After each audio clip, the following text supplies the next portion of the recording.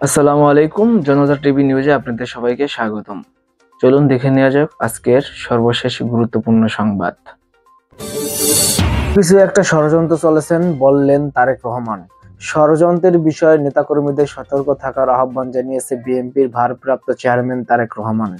তিনি বলেছেন, আমরা প্রায় বলি ষড়যন্ত্র থেমে যায়নি।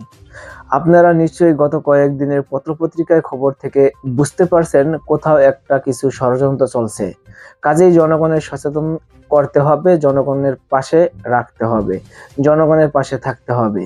এ প্রসঙ্গে দেশকে একটি পরিবারের সঙ্গে তুলনা করে তারেক রহমান বলেন, সন্ধ্যার পর ছেলেমেয়েরা বাসায় ফিরতে দেরি করলে বাপ মায়ের কাছে জবাবদিহিতা করতে হয়। দেখুন, এই জবাবদিহি যদি না থাকতো তাহলে পরিবারের চিত্র কেমন হতো। গত 15 বছরে জবাবদিহি ছিল না বলেই এত গুম খুন হয়েছে, নিশিরাতে ভোট হয়েছে, ডামি নির্বাচন হয়েছে। জবাবদিহি ছিল না বলেই দেশ থেকে লাখ লাখ কোটি কোটি টাকা পাচার হয়েছে।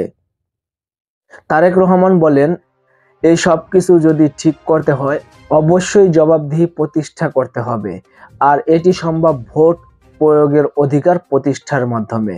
মঙ্গলবার বিকেলে রাষ্ট্রকাঠামো মেরামতের 31 দফা ও জনসম্পত্তি বিষয়ক দিনব্যাপী কর্মশালায় দেওয়া বক্তৃতায় তারেক রহমান নেতাকর্মীদের সতর্ক করে একথা বলেন। রাজধানীর কাকরাইলে ডিপ্লোমা ইঞ্জিনিয়ার্স ইনস্টিটিউশন মিলনায়তনে বিএনপির এই কর্মশালার আয়োজন করে।